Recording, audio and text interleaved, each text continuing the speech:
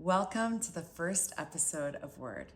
I'm Tanya Monahan, and before we begin, I just wanted to take a quiet moment to acknowledge what brings us together today. In May of this year, the South Bay community and beyond suffered an unimaginable loss when Braun, a rising tennis star at Loyola High School, was struck and killed by a drunk driver when walking home on Sepulveda Boulevard in Manhattan Beach. Braun was funny, kind, talented, everyone's best friend, and his passing will leave a hole that will never be filled. I am sitting here with his mother, Jenn Levi, and I have just been so inspired by her strength and grace and the way that she is carrying on his legacy. We're going to get into her experience and all the work that she's doing. And this is a hard one, but I think it's really important to share. So, without further ado, let's launch into the first episode. Thank you for being here. This is a really hard one to start. Let's get the hard ones out of the way. Yes. Well, and I think that's why I didn't want to just dive into like firing like a bunch of questions, you know. I've gotten to know you. I've watched the way that you've handled the unfathomable. I think the South Bay community was just, well, and beyond was shook with what happened that night. And I have just been so amazed by your strength and your grace and how you keep going. Like, I don't know how you manage to stay so grounded and strong. And I think, like, before we even begin, I just like wanted to ask you like how you are, like how are you, you know? Well, first of all, hearing you say all that, I'm thinking, who's she talking about? Oh my gosh. I don't feel that way all the time. It's not easy. It's a fight every day. And you ask, how am I? It depends on the minute, the hour, the day. It's a crazy roller coaster. I have whiplash. There are days that I'm so deep in grief that it feels inhumane, the pain. It feels like, why would anyone ever have to experience this in a lifetime? Yeah. And then there are other days where I feel really inspired and energetic to make change, to keep Braun's legacy alive. And how do I do that? And I almost feel like I'm being led by Braun. Mm-hmm. Because if you would have asked me a year ago what I would be doing today, this would not be it. I wouldn't have even thought it was something that I was capable of doing. Yeah, because I look at you and I've watched all the podcasts and I've watched you speak, and you speak so eloquently and from the heart. And I look at you and I would like to think that I would have like a fraction of that strength in me. Like, I would like to think that.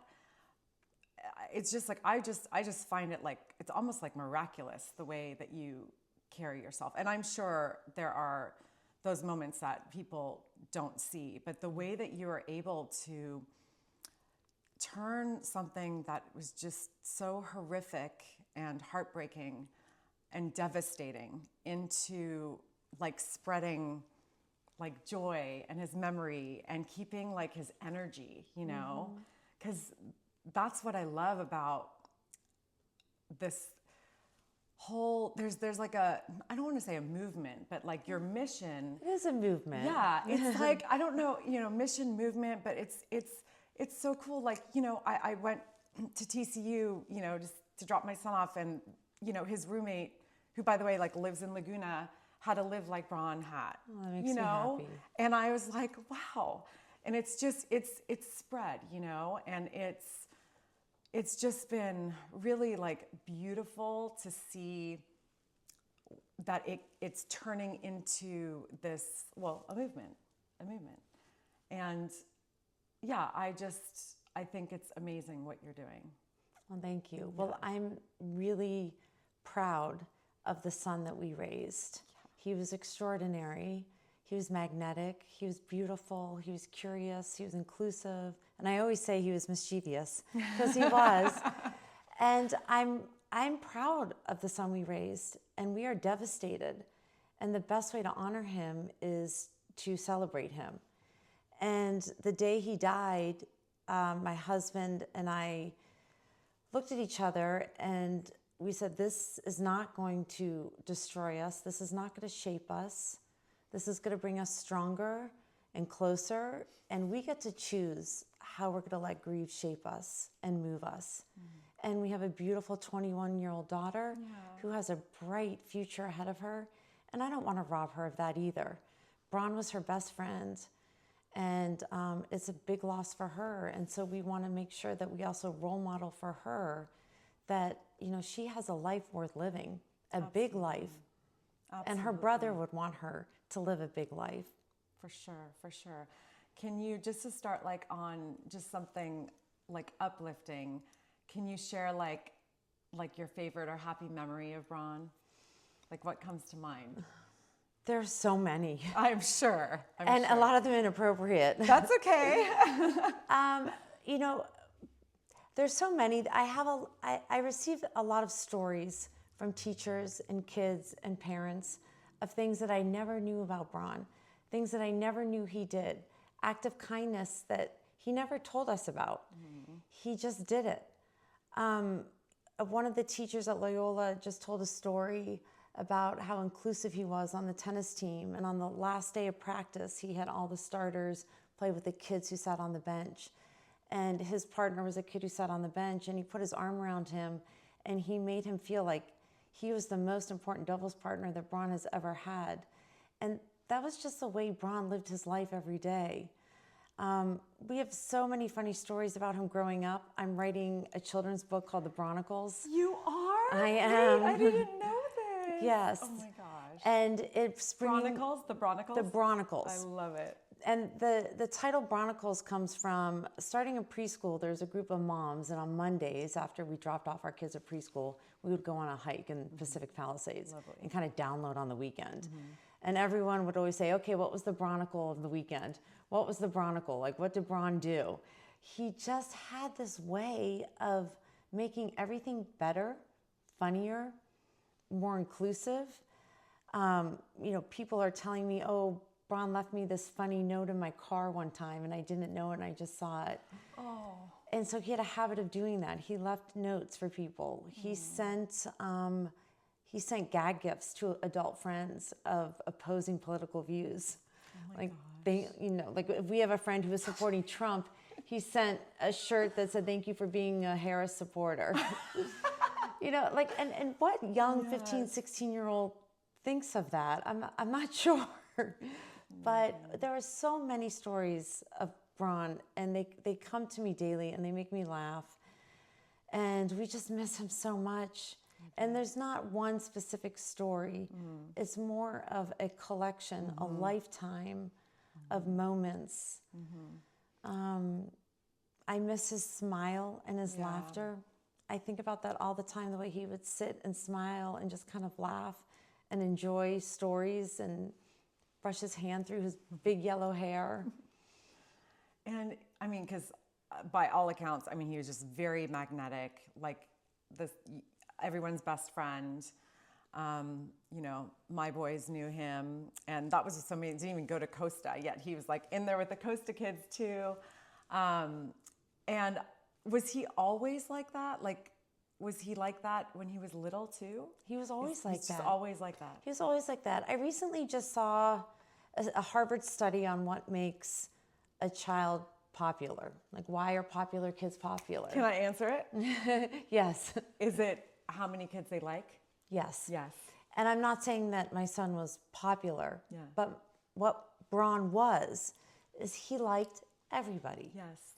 He had a hand and foot in every bucket of every subset of groups of kids.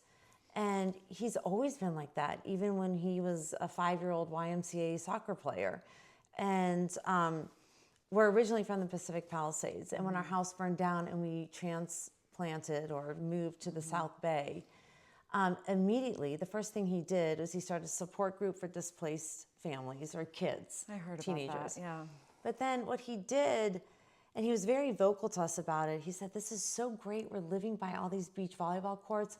I'm going to get all my Palisades friends that live here, and I'm going to get all these kids that I know from Miracosta and other high schools locally, and together we're all going to play volleyball and hang out. It's going to be a big party every day. And he did that. And I saw it. That's how I saw it every day on my walk. Yeah. And that's how Braun's Court became Braun's Court. Yeah. And after the fires, we thought, we're going to be okay. We have our family. Yeah. We have happiness. It's just a house. And we're all healthy. But then that was ripped from us too. And that's when things really turned. I'm so sorry. It's like to go from, that traumatic moment, and you're right, because you come out of that and you're like, well, we're all healthy, we're good. It's just things, it's just material things. And Braun had that attitude too. Yeah, sounds like it. He was like, this is awesome. We're gonna go play beach volleyball. He's like looking at like glass full, like now I get to live on the beach. Yes, I'm gonna ocean plunge every day, which he did. And then his sister and father continued doing that every day after he died. Yeah, and I also see, because I go by it every day on my walk. Braun's Court. Yeah. And is it you that puts the flowers out there? Every Sunday. The yellow, yeah. It started when our daughter was still home from college. Yeah. And every Sunday I put fresh flowers, and I hate it and I love it at the same time. I hate it because of why I'm doing it. But I love it because every time I'm out there refreshing the flowers, I'm wearing Live Like Braun merch, and people stop and they ask, what are you doing? What's this court? Or they stop and say, hey, I met your son. Or they give me a story. And it's a mixed bag of emotions. Yeah. And you love, because I know a lot of people just don't know what to do or what to say, but I would imagine that hearing those stories, especially like you're saying, you're learning so much more about your son because of the stories, like maybe sometimes inappropriate that people are sharing with you. I love those too, by the way. Yeah, I'm sure. Like, I feel like, that is maybe one of the things that, you're even learning more about him. Yes. That you didn't know before. Yes. And my advice to everybody is not to be afraid to talk about somebody who has died. Yeah. Because all of us grievers want to keep them alive. We want to keep their memory alive. We want to keep their legacy alive. We want people to think about our deceased ones and love them and learn. And so that is my best advice, is don't be scared. Don't be scared to say the person's name. Right. I love hearing his name. Yeah, I can only imagine. And I do love walking by that court. I do. There's just the flowers and the paddle out. That was so beautiful. That was like just astounding how many people were there. It was gorgeous. It was a beautiful, beautiful tribute. And there are kids now, local high school kids, when they have dances, they come and bring the flowers to the court. And that's happened a few times. And I've gotten a few messages and I've seen it. And it is so heartwarming and it means so much to me. Such a small gesture of bringing leftover flowers from a party to his court means so very much. Yeah, oh, that's beautiful. It is I beautiful. didn't know people did that. That's so sweet. The South Bay community has been incredibly supportive. Well, I would hope so. I just, like I said, I think there is not one person that did not cry tears, for your son and for your loss. Yeah. Not one person. Well, it's a loss that never should have happened. Absolutely. And I know, and we don't have to go into this. This is only if you feel comfortable, but can you go back to that night? Can you talk about what happened and that call? So it was a week before Loyola graduation, and Braun went with a bunch of friends to another friend's house, and he said, not a big deal, we're just having burgers, and I think a friend was doing hot tub interviews or something. Of course. Yeah, so they were just gonna go burgers and hot tub and hang and enjoy. I have to say, the end of his life, he was so happy and so relaxed. All of his hard work had paid off. He was going to University of Virginia. He'd never been playing better tennis. He was just ranked one of the top 50 players, high school players in America. He was just loving life, loving having all these friends in the South Bay. So I said, okay, make sure you're home at a decent hour. And as usual, at 12 o'clock, I start stalking Life 360 and looking at my phone. At 12:15, I texted him and said, it's time to come home. It's getting late. You know, my usual text. And he said, yeah, I'm walking home. And I thought, great, he's walking home. Right. You don't need to worry about him. Right. He was making a safe choice to walk home with a bunch of kids, which kids do all over Manhattan Beach. They bike, they're on skateboards, they're on Super 73s, and he was walking home. And I thought, great. And I actually just kind of laid there and waited for him to walk through the door. And about 20 minutes later, I got a phone call from the police. And it's your worst nightmare. Our daughter had had an e-bike accident when she was in high school. And we got a call from the police. But the first thing they said was, everything's fine. Right. But she has a head injury and meet us at the hospital. And this was not that call. They didn't know what to say to us. They said, there's been an accident. Your son's been hit by a car. Meet us at Harbor Trauma Center. My husband's a doctor. Right. And we both knew. And my first thing to the officer was someone drunk? I was so confused. And the lack of, he was frozen. I could hear the fear in the police officer's voice. And my husband and I drove to Harbor Hospital, and we knew. And halfway to the hospital, we got another phone call from the police officer saying, I'm sorry to be the one to tell you this, but your son didn't make it. Oh my God. And so we had to go to the hospital and identify his body. And it's your worst nightmare. It is.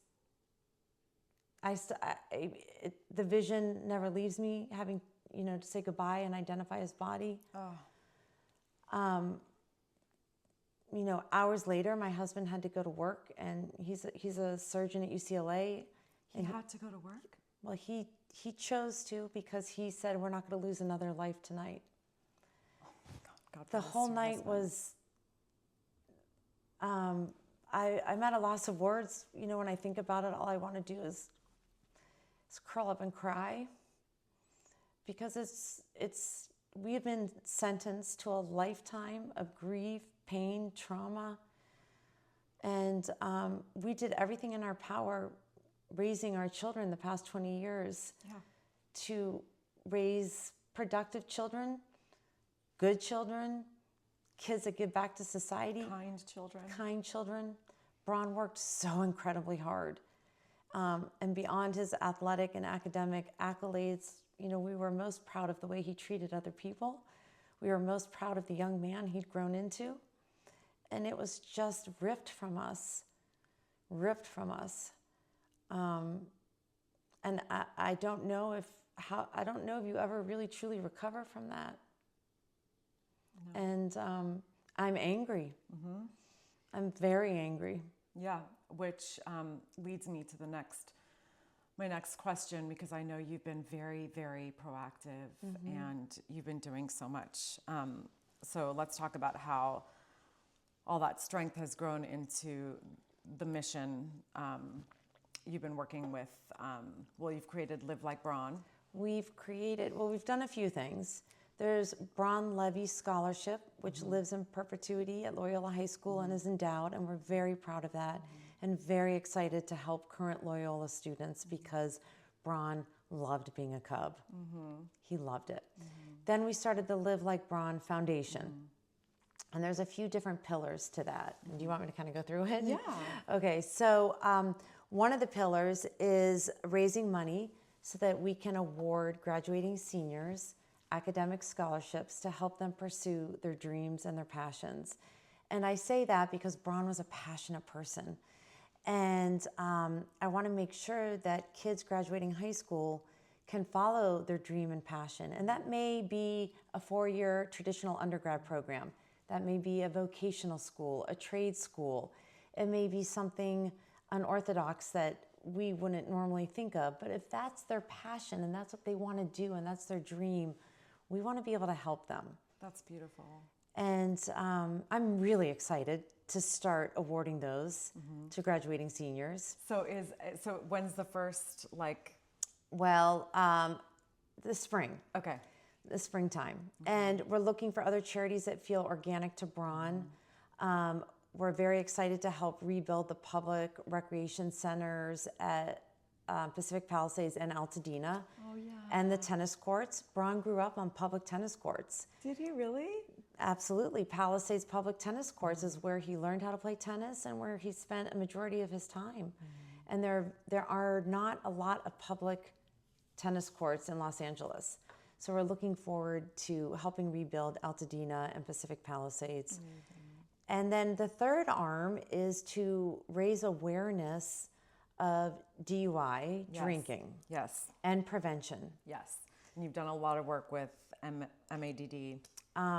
Well, we're just getting started, actually. Are you? So I'm trying right now. I'm just met with the mayor of Manhattan Beach, and I've met with other local assemblymen.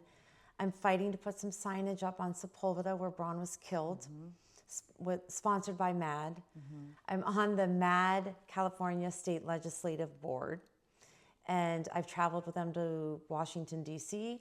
to help campaign the HALT Act.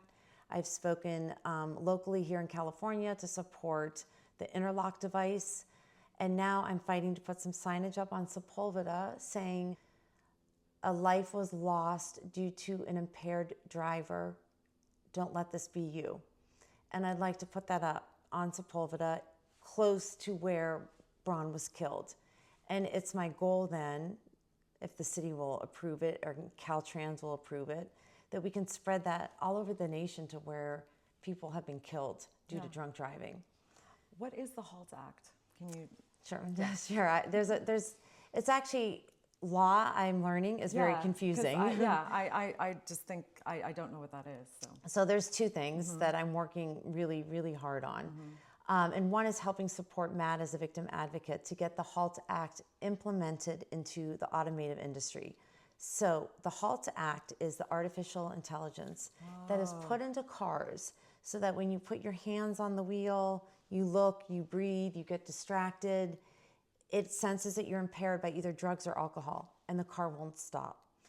And we're so close. If you have a Tesla or a certain, my car will say, I need a coffee break. What? I'm like, oh, I do. Really? Yeah. Wait, so what car is that? Yeah, it's a Jeep Grand Cherokee. It's a new one.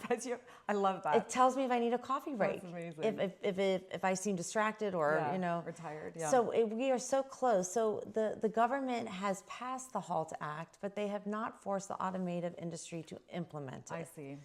So we are fighting very hard to get that implemented.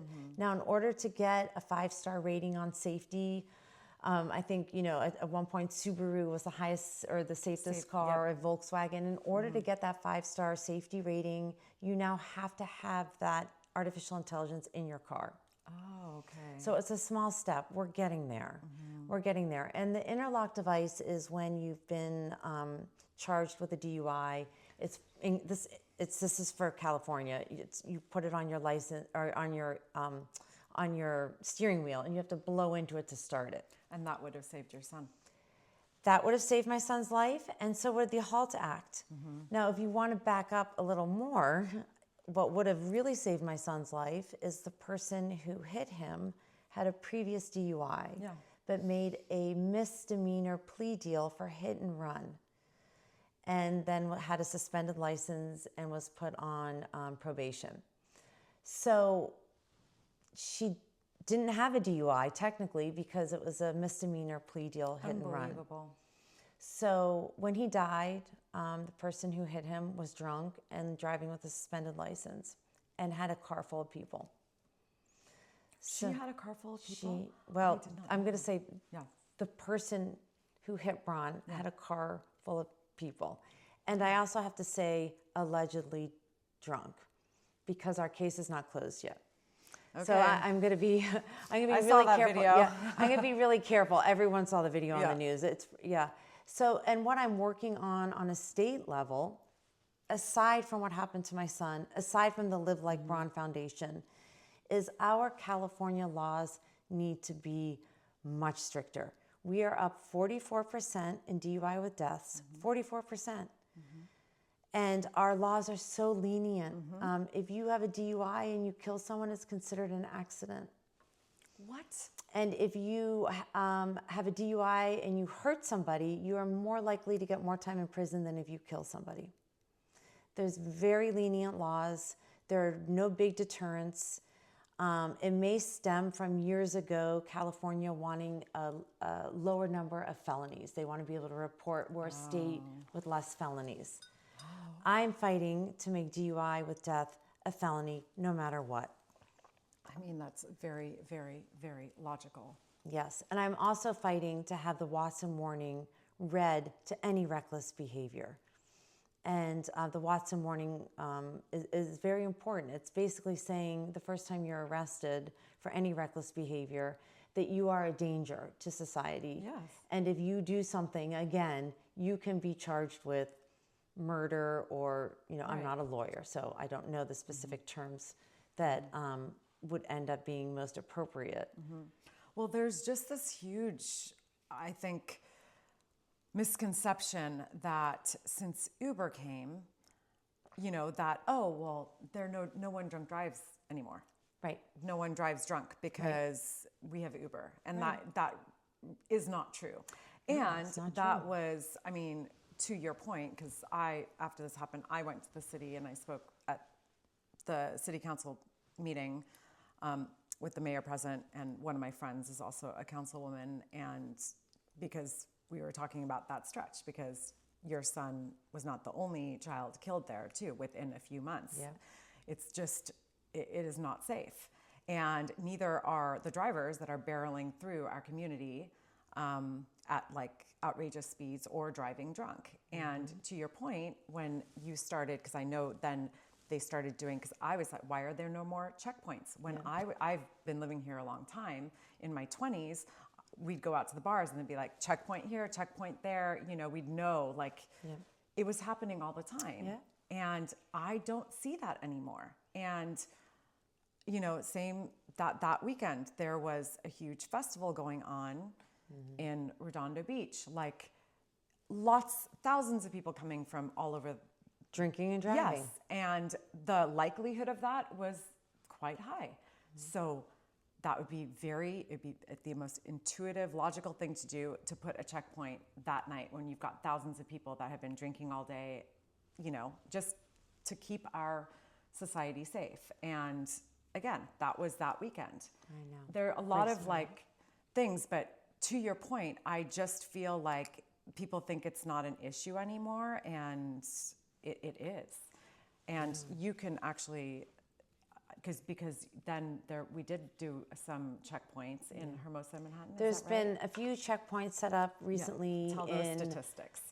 In Manhattan Beach, Redondo Beach, and Hermosa Beach. And I don't have the specifics in front of me. They're maybe 2 hours. And the amount of drunk drivers that they arrest, staggering. The amount of people driving with a suspended license, staggering. So that takes me back to California law. If you suspend someone's license, they don't care. They still drive. And if you get slapped with a DUI the first time, it's usually plea deal down to some misdemeanor, some bogus misdemeanor, or you get slapped on the wrist and you go to an education class, or, nothing. It's not a deterrent to do it again. And statistics also show that by the time someone has a DUI with death, it's not their first time driving drunk. Right. It's something like their 80th time. It's a staggering statistic. And it's one of the reasons why I'm also fighting for the MAD signage to be put up on Sepulveda. It's slightly triggering, maybe a little distracting, but great. Yeah, that's apparently what we need. Great. Yeah. And, I hope that the mayor and that Caltrans will work with me and make an exception to putting up some signage, because I guarantee you, if a politician here locally or in the state loses a child to drunk driver, they would do something about it, and it would be done fast. So that's the fight I'm fighting right now. Well, I mean, thank you. Honestly, thank you. I wanted to talk about the Live Like Braun. Yeah. So what does it mean to you? Like, what does that mean? To live like Braun. Yeah. To live like Braun means to live your life to the fullest, to take chances, to put yourself in uncomfortable positions, to have humor, to have insight, to lead with kindness and love and inclusivity, and to lead your best life. Don't be scared. Don't be afraid of taking chances. Don't be afraid to be don't be afraid to be in an uncomfortable situation. Look for people who need your help. Look for people who are on the outside a little bit that need to be brought in. That's when I say inclusivity, that's part of what I mean. And I knew Braun lived his life that way. Like I said, we're most proud of how he treated others. Yeah. I had no idea the impact that he had on adults and other children. Yeah. And now the impact is growing and reminding people how to live. And it's reminding me how to live too. It's leading me. Yeah. He was extraordinary. He was magnetic. He had a huge smile, big blue eyes. He was a big person. He was a handsome person. And like I said, anytime he walked into a room, it just got better. Yeah. Everyone just kind of smiled. Hey, Braun. And like... It's energy. It's energy. It's energy. It was an energy that I can't explain. And he's always had it, even as a child. He was one of those kids that just kind of made you laugh. That you like. He has such white blonde hair and such big crystal blue eyes. Where does that hair come from? Well, my husband's mom is Scandinavian or Swedish and Norwegian. Yeah, because he does look kind of Scandinavian. And so does our daughter. Yeah. And there's just something about him, and he had a way of relating to adults, to his contemporaries, to kids. Yeah, everybody. He had a way of relating to people who necessarily didn't know how to relate to people. And when I hear stories like that, that makes me really, really happy. Of course. And such a good human. One of the best times he said he ever had was when he volunteered at RAD Camp, which is a camp for kids with Down syndrome. And he was assigned a 16-year-old boy. And he had to stay with him in a room one-on-one. And the stories and the pictures and the impact he had on that boy and his parents makes me so proud and happy. And that's just one person. That's just one person. Yeah, what a great kid. Every day I think, why him? It's not fair. Yeah. And why is this put on us? I'm not sure why. I don't know if I'll ever understand why.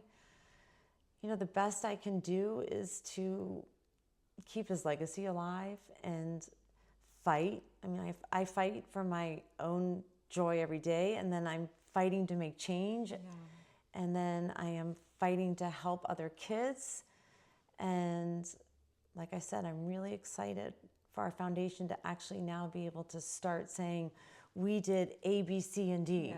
It takes work. It takes time. Yes. We're moving slowly. We're moving with integrity. But we're excited to be able to start making announcements and showing proof of all of our hard work. Well, I am sure he is just so proud of you. And this is what he would have done. Like, you're honoring him in all the ways, in all the things that were important to him. You're helping, children with education. You are fighting against changing laws that are going to it will save thousands of people's lives. And I know there's nothing I can say because there's just nothing I can say. I'm so deeply, so heartbroken for you. But you raise such a beautiful, beautiful person, and I know that you must, you know, he's with you. He's energy, like you said, that energy for someone to have that much energy here on earth, like you have to feel that energy. And I just think it's just amazing. His legacy is really massive and tremendous, and it's going to have tremendous impact on so many people's lives. And That's my hope.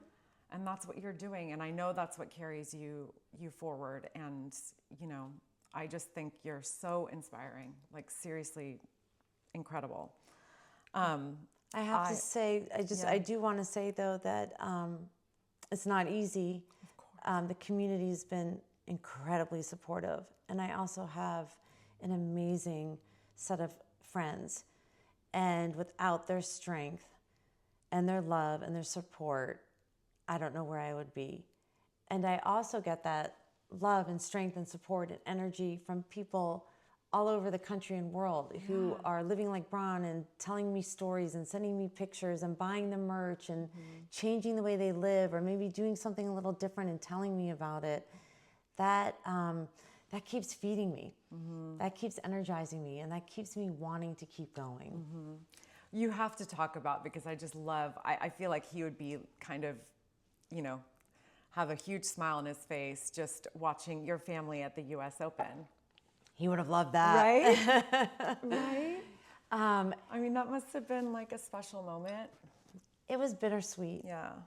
I'm blown away by the support of the USTA, and I'm humbled and honored that they asked us to come down on the court. It was a little bit of a full circle moment, because when Braun was a little boy, he was Novak Djokovic's ball boy at the LA Challenger. Oh my gosh. And at one of the broadcasts during the US Open, they played the video of him and Novak Djokovic when he was 6 years old.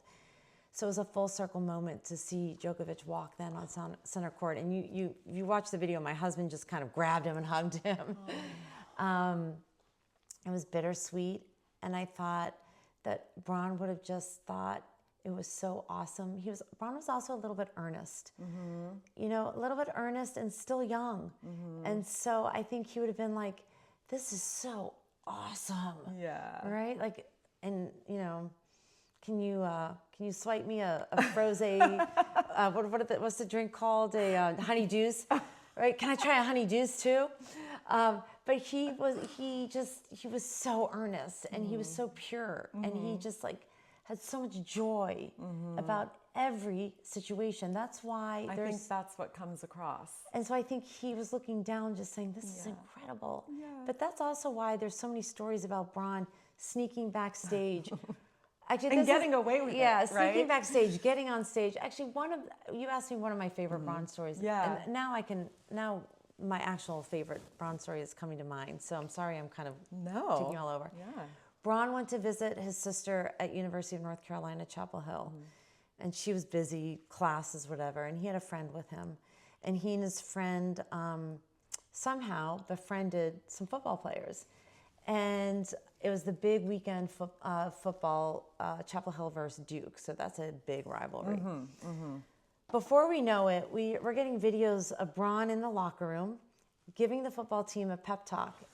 And he's got kind of like a selfie view like this. So you see his blonde hair and you hear his voice and he's like, come on, my boys, let's go. Let's go, my boys, come on, let's go.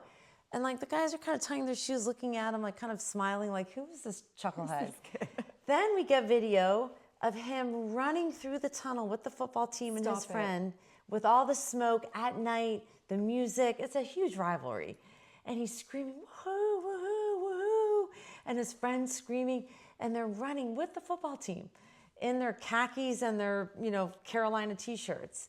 And my daughter was sitting in the stands with her friends. She's like, is that my brother?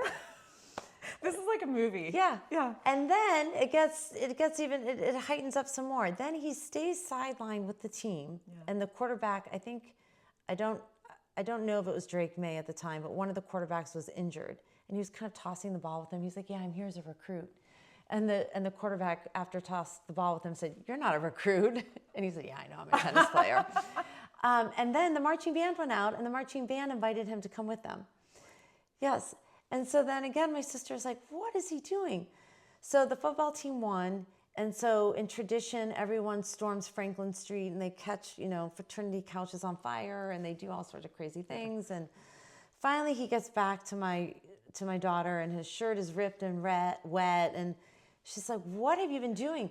Who are you with? How did you get this access?" And he was like, "Oh, I was with my friends." And she was like, "What friends? You've been here for 8 hours."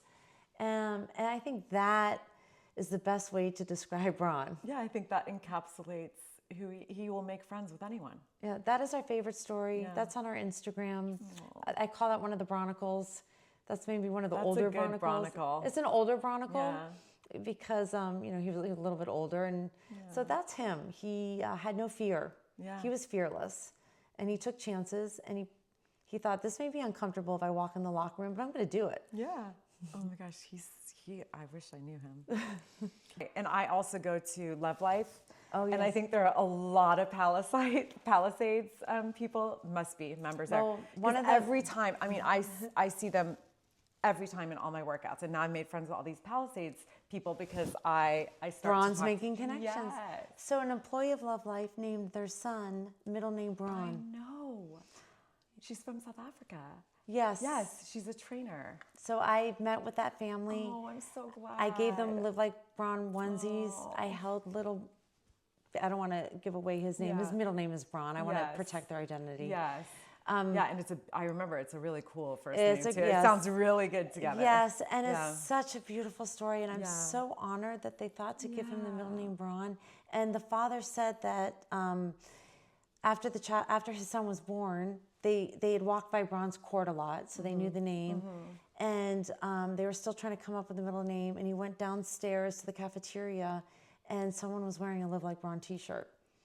And then... Oh, is that how it came to be? And so then he went upstairs and he said, "You know what, your idea about the court, I just saw someone wearing the t-shirt. Let's give him the middle name Braun." And I'm so happy. I hope there's a million Brauns Beautiful. in the future. There will be. I love that name too. It's such a good, strong name. Thank you. It's a family name. It is? On my side. It's a Is it a last last name? It's a last name and there were no more men to carry it. Oh, really? So That's my middle even name more special. my middle name is Braun. Oh my gosh. Okay, I didn't know that. Just learned something new about you. Well, I know that there are so many people that would love to support. I know this has touched so many lives. So for our listeners, how can they best support? Like, is there a website? There's a few ways. Okay. We have a website, www.livelikebraunfoundation.org. Okay. And we also have an Instagram site, Live Like Braun Foundation. So please follow us. And then there's a few ways to support us. There's the obvious way, donate money, please, so that we can continue to give scholarships and to support more DUI checkpoints so that we can help rebuild recreation centers and public tennis courts. Buying merch, wearing merch, sharing merch. The Live Like Braun merch has seemed to be the great connector. Anytime I walk through an airport and someone says, "Hey, Live Like Braun," or they stop and ask me or say, "Oh, I knew Braun," or I give them my hat. I pay it forward. If you see someone wearing Live Like Braun merch, stop them, talk to them, ask them if they were friends with Braun, tell them if you were friends with Braun. Keep his legacy alive. So those are the best ways to support us. Those are the best 3 ways to support him. And I love seeing the merch everywhere. The other thing I love is when people send me messages. "Hey, I was wearing a t-shirt and someone stopped me." Or I was, abroad and I saw someone wearing the Live Like Braun bracelet. So I went up to them and talked to them and now I have a friend. I love that. Those are beautiful stories. Yeah, and it's just the connection. Braun is still connecting everyone just like he did when he was alive. And I want to keep that growing and I want to keep it strong. Well, I think that is the best note to end on. Thank you. Yes. Well, thank you for being here. Thank you. And thank you all for listening. And please, if you take anything from this episode, it is also just to not drive impaired, to live life like Braun, and take care of one another like Braun did. This is Tanya Monahan, and we will see you next time. Thank you. Thank you so much. Oh, I have to hug you.